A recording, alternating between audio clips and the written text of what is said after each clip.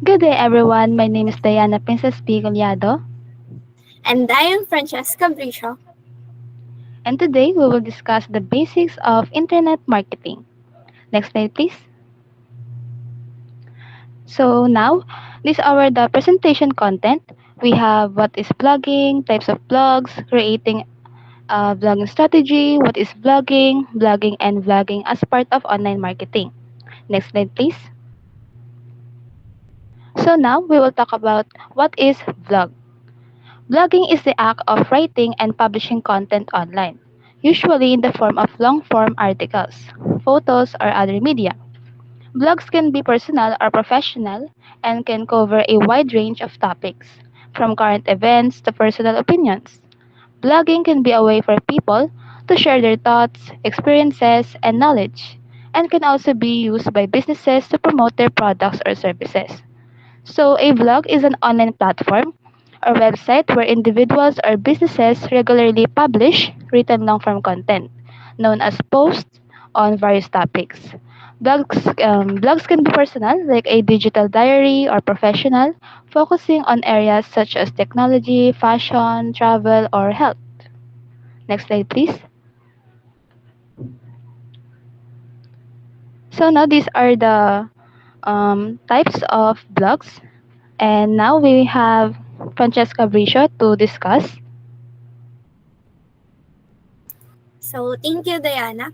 For the types of blog, first we have is personal blogs. So online journals where individuals share personal experiences, thoughts, and opinions on various topics, often reflecting their daily lives and interests. So unang-una, daily life. So bloggers share insights into their everyday routines, kung ano yung mga challenges na nafe-face nila, and even yung mga milestones, kung ano yung mga nangyari sa buhay nila, like birthday, debut, wedding, and next is about personal reflection. So, personal blogs is about reflection ng mga bloggers. We are able to use this platform, different platforms na magre-reflect yung mga thoughts and feelings nila regarding kung anong various of aspect of life, whether kung relationship, mental health, or personal growth yung gusto nilang ikwento. And personal blogs often feature the blogger's opinions on current events, like merong mga different social issues, yung mga cultural trends na nagbibigay ng space para magkaroon ng discussions without with the reader and the audience. Next is the business or corporate blogs. So created by business to communicate with customers, share company news, promote products or services, and position themselves as industry leaders. So, communication, kung saan nagpo-provide to mga business corporate blogs na direct line of communication between sa company tsaka sa mga customers na mag-a-allow sa business na magkaroon ng mga share updates, insights, and mga relevant information. And next is yung corporate blogs na to ay usually nagpo-promote ng products and services na ma-enhance yung brand visibility. And by sharing industry insights and expert opinions, yung mga company na to can establish themselves as thought leaders into their different kinds of fields. The next type we have is personal brand or professional blogs. So, with this, yung mga bloggers, kaya nilang i-share, ay pwede nilang i-share yung mga knowledge nila and skills sa specific area like makeup, sports, kung ano man yung gusto nilang i-share within their professional na tutulong sa kanila at sa readers nila na magkaroon ng authority in their field where it can involve writing about industry trends, na mag-share sila ng mga case studies or mag-provide sila ng mga practical tips related sa mga profession nila. Yung mga blogs kasi na to, tinutulungan niya yung mga individual na ma-define tsaka ma-promote yung personal brand. Na pag gumagawa sila ng mga content na nagre-reflect sa values nila, sa experiences, and sa mga expertise nila, yung mga bloggers, kaya nilang mag-create ng distinct online persona na magre-resonate sa mga gusto nilang audience. And yung mga personal blogs, yung mga personal brand, they can facilitate connections with like-minded professional na magkaroon sila ng connection with the professionals, other professionals na pwede silang mag-collab na may engage nila yung mga readers through comments or social media and mag-lead to into a valuable networking opportunities. For our next type of vlog is fashion vlogs. So it is dedicated to fashion trends, personal style, clothing, and accessories, often featuring outfit inspirations, reviews, and fashion advice. Ito, maganda to, especially sa mga taong hindi mahilig mag-outfit sa sarili nila. Hindi nila nakikita. Kasi syempre, we have different types, mga different tastes in terms of the fashion. Syempre, with the help of this kind of vlogs, nagkakaroon tayo ng mga idea kung ano nga ba yung mga bagay sa atin na mga pananamit. So, may inform yung mga magbabasa with this kind of vlogs na magkaroon ng insight into kung ano nga ba yung mga trend na fashion ngayon, yung styles, tsaka yung mga industry news about fashion.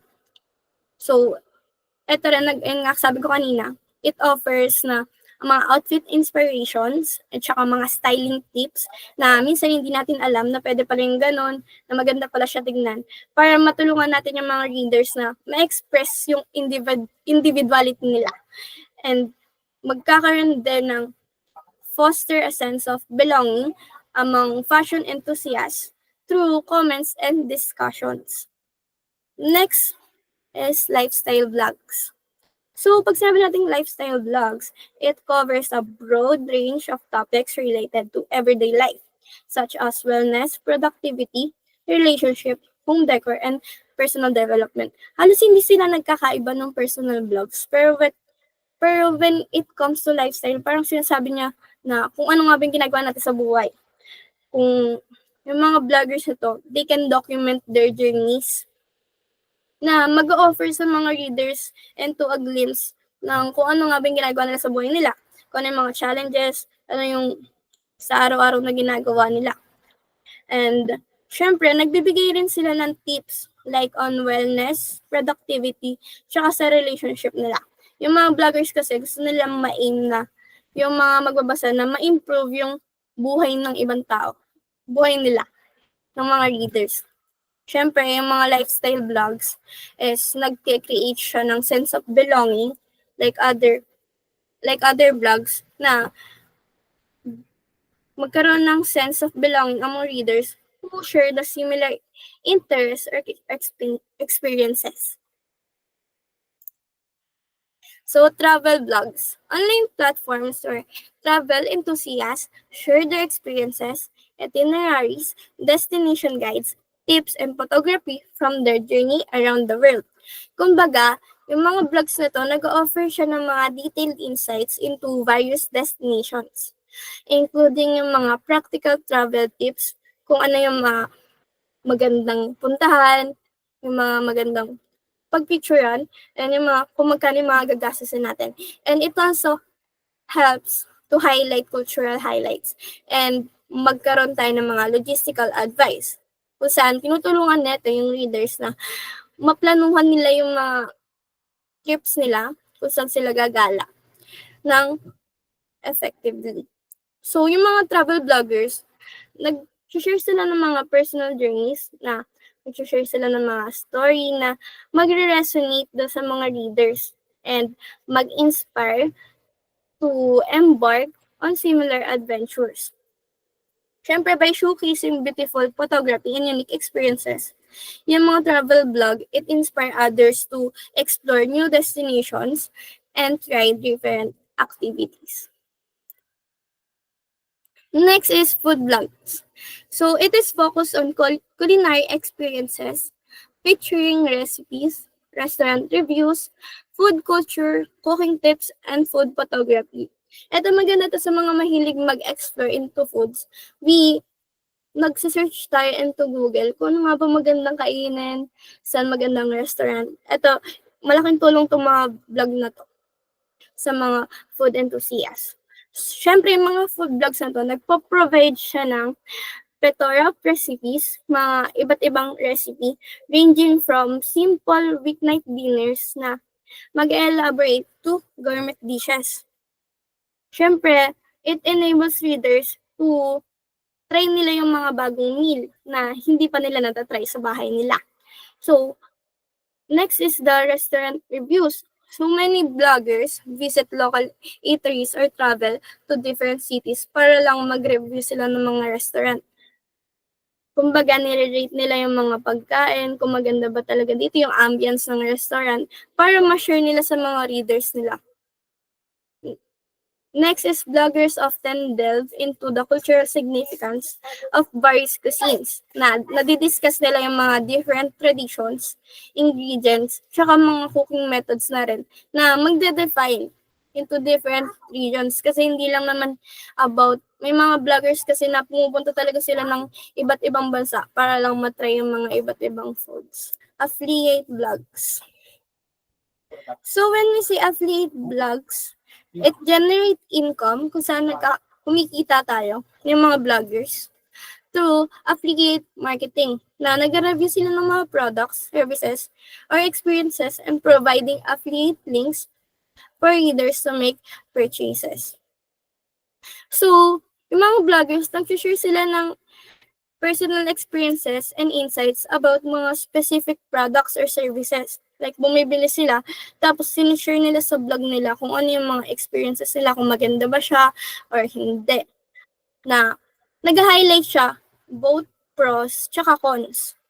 So, by embedding affiliate links in their content, yung mga bloggers, kumikita sila ng mga commission from each sale kung nakakabenta sila, generated through dun sa mga links na sinishare nila. Like, kung makita nila na maganda ba yung, kung maganda yung product nila na yun, pwede nila yung i-share yung link. And every may bumibili nun, nagkakaroon sila ng extra income. Next is building trust and authority. Yung mga well-crafted reviews, mas natutulungan niya na ma-establish yung credible source of information, like yung mga target audience, na magkakaroon ng trust yung mga readers dun sa blogger. And second to the last is multimedia blogs. So pag sinabi kasi natin multimedia blogs, from the word itself, it incorporates various types of media alongside with written content, enhancing the blog's appeal and engagement. So, enhancing engagement. Syempre, by incorporating different media types, yung mga blog na to, nagka-capture siya ng attention ng mga readers na magiging effective siya than nakikita lang ng mga readers na text lang. Di ba, syempre, pag meron siya mga different images, videos, mas nabubuhayan yung mata natin na tignan yung isang page. And improving understanding. Yung mga visuals tsaka audio na yun, kaya niya mag-clarify ng isang topic na mas may intindihan ng mga readers kung ano nga ba yung gustong ipadala ng blogger. Siyempre, the use of multimedia elements, natatransform niya yung reading experiences na mas maging interactive siya, na mas na-encourage yung reader na mas tumagal siya dun sa blog na yon at longer visits na magkaroon siya ng deeper exploration dun sa content. News blogs. It covers current events, breaking news, and trending topics, often providing analysis or commentary on issues in specific areas like politics, technology, or entertainment. Yung mga news blogs, it keeps the audiences na maging updated on the latest developments and to different specific fields or industries na magkakaroon sila ng mga essential informations ng agaran. So, beyond just reporting facts, yung mga news blogs, nagpo-provide sila ng mga malalim na mga analysis na into commentary on current events na tinutulungan niya yung mga readers na maintindihan yung mga different news. Siyempre, it allows comments and feedbacks. Yung mga news blogs foster community engagement and discussion around important topics. Let's move on to creating a blogging strategy. Ayan, thank you, Francesca Bricio. And today, now we are on creating a vlogging strategy. So, in creating a vlogging strategy, these are the key steps to follow. Next slide, please. Ayan. So, these are the key steps to follow when creating a vlogging.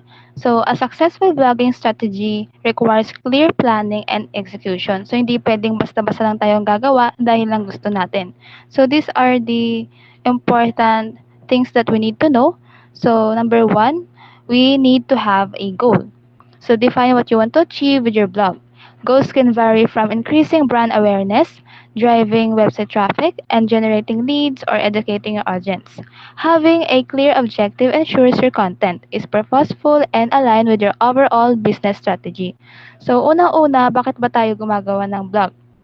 So, you need to know your goal and para alam natin kung saan ba yung patutunguhan ng vlog natin and maging katulad yan, for example, gagawa tayo ng vlog para makapag-inspire ng mga tao, ma-motivate sila. So, ganun. So, hindi siya basta-basta lang na dahil gusto lang natin gumawa. So, you need to know your goal first para makagawa ng vlogging and para maging successful siya and hindi lang siya basta-basta na gagawa tayo kasi gusto natin. Kailangan natin ng clear goal para alam natin kung saan yung patutunguhan ng vlog natin and maging successful. So, next naman is yung target group. So, you need to identify the audience you want to reach. Understand their demographics such as age, location, gender, and psychographics. So, for example, the interests, behaviors, challenges. And knowing your target group helps you create relevant and engaging content that resonates with them. So, for example, if your target group is young professionals, write content that provides career tips, productivity hacks, or industry trends. So, syempre, dito, sa target group, kailangan nating alamin kung ano ba yung target audience natin para align siya dun sa ginagawa natin. Kasi for example, pag hindi siya nakakaano sa target group natin, parang mababalewala din kasi syempre, hindi nila papansinin yan kung hindi nila gusto. So, you need to know your target audience para maging successful yung vlogging natin. So, next naman is yung budget. Set a budget for your vlogging activities. This includes costs for tools, so for example, hosting, graphic design software, outsourcing like hiring writers, SEO experts, and promotional efforts. So for example, the paid ads, influencer marketing. So a clear budget ensures you manage your resources effectively. So sa lahat naman, kailangan natin ng pera. Lalong-lalo na dito sa vlogging. So, siyempre 'pag wala tayong pera, hindi natin ma-achieve yung gusto natin and dapat hindi rin natin tinitipid para, maging ano natin, maging successful since kapag alam naman natin 'pag ano, tinitipid natin yung isang bagay is kapag kulang, hindi rin siya sapat. So, kapag sobra naman, masyadong ano na rin. So, kailangan natin, alamin yung budget din natin para makatulong siya sa pag-create natin ng vlog since ayan nga, mahalaga ang pera. So, next naman is yung content ideas. So, you need to brainstorm topics that align with your goals and target audience. Use keyword research, trending topics, and audience feedback to generate ideas. Your content should address your readers' needs, answer their questions, and provide value. So, for example, if your blog focuses on fitness, content ideas could include like 10 quick workouts for busy professionals or how to choose the best running shoes. So, now, the content ideas. You need to brainstorm topics that align with your goals and target audience. Use keyword research, trending topics, and audience feedback to generate ideas. Your content should address your readers' needs, answer their questions, and provide value. For example, if your blog focuses on fitness, content ideas could include 10 quick workouts for busy professionals or how to choose the best running shoes. So dito sa content ideas, isa rin to sa mga kailangan nating malaman since syempre pag alam natin yung ilalagay natin is magiging smooth lang yung flow and dapat align din siya sa gusto rin ng mga audience since kapag hindi naman nila type yan, hindi naman nila yan papansinin. So, mahalaga na bago tayo gumawa ng vlog, kailangan muna natin, ano yan, isulat yung mga ideas natin and then pag-aralan, ganyan, para alam natin yung kalalabasan. So, next naman is yung metrics. So, dito, you need to determine how you'll measure success. So, it determines how you'll measure success. Metrics may include website traffic, time spent on page, social shares, or conversion rates. Use tools like Google Analytics to track performance and identify areas for improvement. So for example, if your goal is to increase engagement, track metrics like comments, shares, and average time on page. So syempre, hindi naman porket na nakagawa ka na ng vlog is hayaan mo na, okay na yan. So para maano natin siya, maobserbahan natin o makita natin yung nangyayari o yung ano bang ganap. So, kailangan natin tignan yung metrics kung ano ba yung dapat natin gawin, ano ba yung kailangan i-improve. So, ayan, next naman is yung engagement. Focus on building a connection with your audience. So, you need to respond to comments, ask for feedback, and create interactive content like polls or quizzes. Engagement boosts your blog's visibility and helps build a royal community. So, for example, you can reply promptly to comments on your blog and social media to foster a sense of connection. So, katulad yan. Since yung pagbablog kasi, pwede rin tayong makapag-communicate sa mga tao din. So, this is also a way na para ma-boost din yung ano natin, yung sa pagba-vlog yung rates niya. So, you can reply sa mga vlogs para alam din nila na active ka and para makapag-inspire and ma-motivate din yung mga audience na ay ano siya, active siya. So, parang mas nakakapag-ano ka pa, nakakuha ka pa ng mga nakaka-attract ka ng mga audience mo. So, next naman is yung acquisition. So, you need to plan how to attract readers to your blog. As what I've said, use strategies like SEO, social media marketing, email newsletters, and partnerships with other bloggers or influencers. Effective acquisition ensures your content reaches the right audience. So for example, you can optimize your blog posts with relevant keywords and promote them on platforms where your target audience is most active. So next slide please.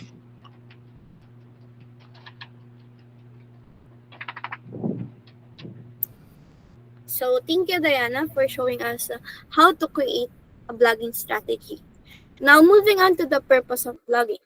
Blogs can serve as various purposes, including sharing knowledge, providing entertainment, promoting products or services, and building an online community. They have evolved into important tools for marketing and communication in both personal and business contexts. First is sharing knowledge. So, ini-educate niya yung audience through how-to guides, yung mga tutorials, and mga informative articles. Bloggers can share valuable insights on a wide range of topics from, like, example is into cooking, kung ano yung mga different procedures, mga secret ingredients, and technology sa mga health and finance. Second is we have providing entertainment. In providing entertainment, bloggers can share their anecdotes from their lives na mag-resonate sa mga readers na it is often infusing humor or relatable experiences.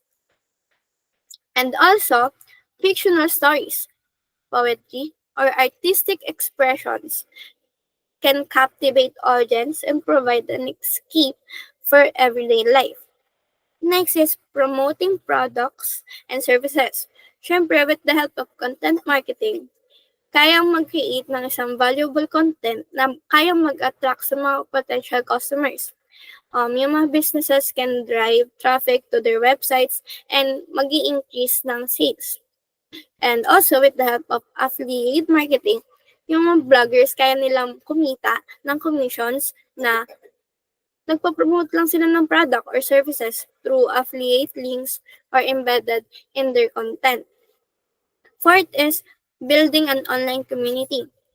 With the engagement through comments, yung mga readers, kaya nila makipag-interact with the bloggers by nagde-leave sila ng mga comment or nagtatanong sila ng mga questions or kaya rin nila mag-share ng experiences into comments, creating a sense of community. And with the help of social media integration, yung mga blogs, kaya niya mag-encourage into sharing on social media platforms na mas mag-open sa community na mag-expand yung blog itself. Lastly, we have is communication.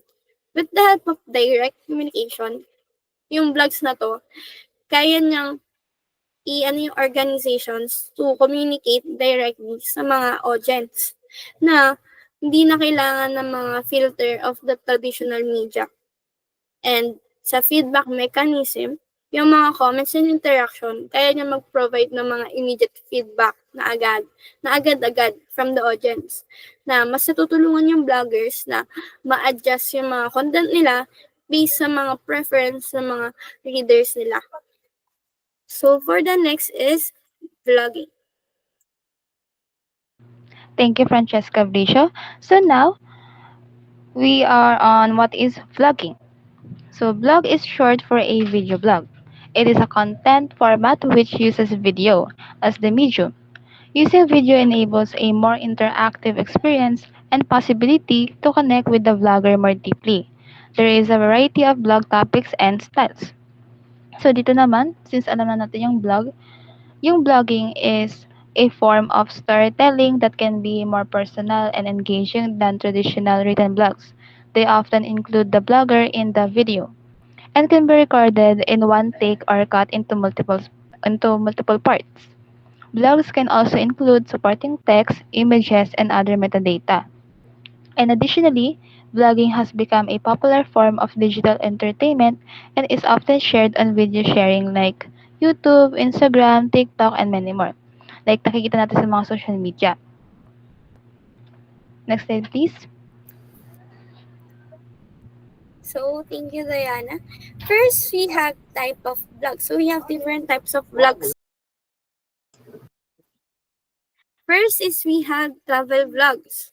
So, we will play at least 30 seconds lang. There's nothing better than immersing yourself. There's nothing better than immersing yourself in the great outdoors. It's a meditation for the anxious mind. The beach, the mountains, the sea. And here before me lies a land of wondrous beauty and astounding peaks. A land that screams for my embrace. But one thing stood in my way. My name is Daniel and I was with Will in Switzerland. Welcome to Switzerland! So, host natin. So, as you can see sa pinakita kong video, it is Daniel March. Isa siyang former reality TV star sa Pilipinas. So, nagpo-promote si Daniel ng Philippine tourism through his mga, nakita niyo naman cinematic yung ano niya, diba? Yung video niya. And may mga, alam niyo parang quote version ng salita nagtutula na naka-akma dun sa video. As you can see, it is smooth. So, nag-share siya ng mga immersive experiences and cultural insights sa mga travel niya across the different countries na nakikipag-collaborate din siya with the other popular vloggers. Next is, yeah.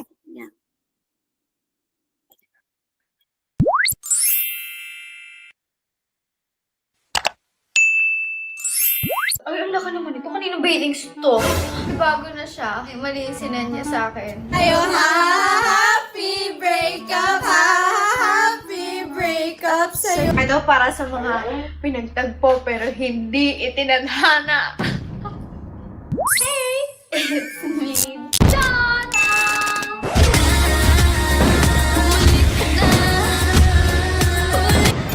Hey, everyone!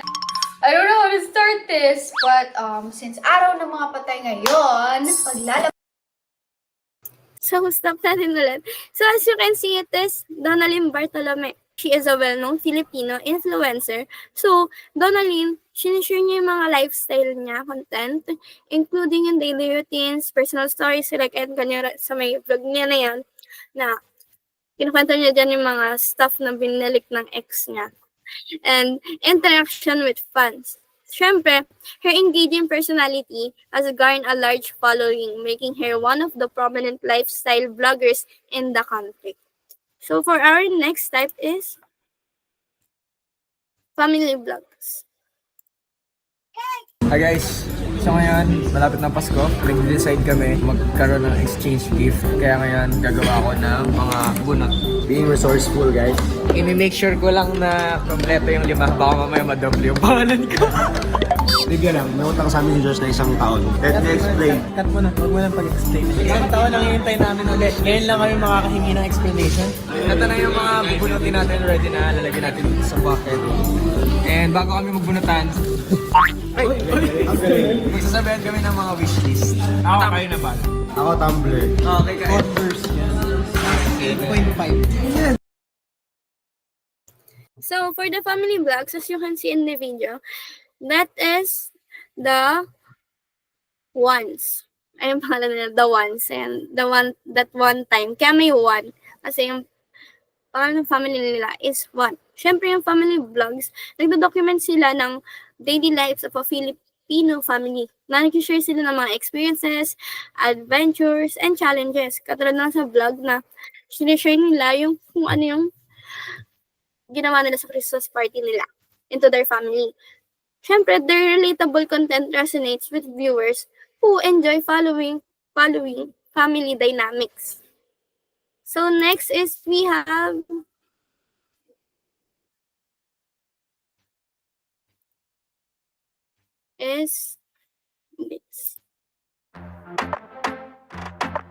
Heto na nga, isa na namang Taipei trip ang natapos namin. And in this video, magpre-present kami sa inyo ng sample itinerary na pwede ninyong sundan, lalo na kung first time nyo pa lang dito sa Taiwan. Hey there, poor traveler, we are Vince and Josh. Pero bago ang lahat, baka naman pwedeng makahiling ng subscribe dyan kung hindi mo pa nagagawa. And paklik na rin ang bell icon para lagi kang in the know kapag may new travel videos tayo. Kung sa Facebook ka naman nanonood, please like and follow this page na rin. Good news muna tayo. Recently ay nagdagdag pa ng flights ang Philippine milk tea or lemon tea. May mga fruits din and pinakaagaw pansin sa mga ito ay ang mga atis kasi sobrang laki. May kamahalan nga lang kumpara dito sa atin. And kapag nalagpasan mo ang mga tukso, mararating mo ang unang viewpoint dito sa tabi ng cascade. Okay rin So, let's stop. So, as you can see, that is the poor traveler na pumasok siya sa food vlogs. So, more on food yung content niya and travels. Pero dahil nga may food naman siya doon, connected naman siya. This channel focuses on food experiences while traveling around the Philippines. Yung vlogger na ito, nag-share siya ng mga culinary adventures and local delicacies, making it a go-to source for food lovers exploring different regions. And next we have is educational vlog. And maybe my mom was having a bad day nung tinuturuan niya ako. And she decided to smack my head doon sa katre. Ayan, medyo natatawa ako kasi ewan ko.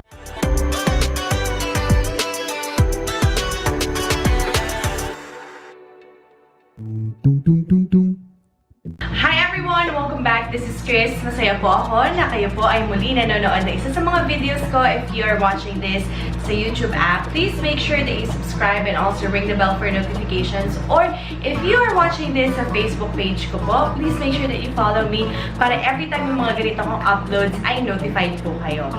Today's video is our very first PTA meeting. Di ba may pa-PTA na tayo online? Actually, alam ko naman kung anong ibig sabihin ng PTA, Parent Teacher Assembly. Pero gusto ko siyang isipan ng ibang meaning, yung acronym na PTA. So kung meron kayong naiisip na creative and fun na meaning para sa PTA na acronym, i-comment nyo lang yun doon sa baba. Well, basically, etong mga videos na to ay ating pagsasama-sama. Gathering natin itong mga magulang, mga parent teachers, ayan. So, as you can see, that is Kiss Lumagi. So, nakita niyo naman yung caption niya is na trauma sa pagbabasa, homeschooling. So, it is more about educational vlog. So, Chris creates educational content na related to Filipino culture or languages. Siyempre, her vlogs often include lessons on Tagalog phrases and cultural practices, catering to viewers interested in learning more about the Philippines. So, that's all for our types of vlogs. And next is we have blogging and vlogging as part of online marketing. Ayan, so thank you. So now we will proceed the blogging and vlogging as part of online marketing. So we have educate consumers, promote your brand, generate leads, build relationships, and attract organic traffic. So first, we have the educate consumers. For example, yung beauty vlogger, magsusearch siya ng detailed post about the benefits of using organic skincare products and i-explain niya yung um, science behind specific ingredients and offering tips for building a skincare routine. So similarly, a vlogger could create a tutorial demonstrating how to apply these products effectively, simplifying the information for a broader audience. So this builds trust as the audience perceives the brand as knowledgeable and helpful. So sa promote your brand, for example, a fitness brand could use blogs to share customer success stories, showcasing how their products or services help achieve fitness goals. And meanwhile, their vlogs could feature visually compelling workout videos that incorporate their branded gear, reinforcing their identity and values of health and fitness in a relatable way. So, dito naman tayo sa generate leads. So, for example, yung travel vlogger, magsusunod siya ng about sa top 10 must-visit destinations for 2025, embedding affiliate links to travel services or accommodations. So, on the other hand, a blogger might end their travel video with a clear CTA encouraging viewers to book a trip via a special discount link or visit their websites for exclusive travel guides, converting viewers into leads or customers. So, dito naman tayo sa build relationships. So, dito, for example, tech blogger could create a post comparing the latest smartphones, inviting readers to comment on their preferences and experiences. Similarly, a blogger reviewing the same phones could respond to viewer questions and suggestions in the comment section, fostering a sense of community and building a loyal following. So, next naman is yung attract organic traffic. So, dito, for example, yung usong-uso ngayon yung mga food vlogger, pwede sila mag-publish ng recipe, post, optimized for keywords like easy vegan dinner recipes, ganyan, para maka-attract ng mga readers. And sa vlogger naman, pwede silang maglagay ng title sa video nila na quick vegan meals for busy weeknights, optimizing descriptions and tags for search engines. These efforts help both platforms rank higher in search results, driving consistent organic traffic to their channels or websites. So, blogging and vlogging are essential in online marketing as they educate consumers, promote brand awareness, and generate leads by providing valuable content and clear calls to action. They help build trust and loyalty through direct engagement with the audience while boosting visibility through SEO, attracting consistent organic traffic. And these tools strengthen connections, enhance credibility, and drive business growth effectively. So dito naman kasi, um, sa pagbablog, pag-vlogging and vlogging. Katulad niyan, for example, sa vlogging, pwede silang nagsuset sila dito naman sa vlogging is, ang gamit nila dito is video. So, may difference pero meron silang same goal. Yun ay yung makapag-inspire, makamotivate, and maka-attract ng mga consumers and yung mga audience. So, next po.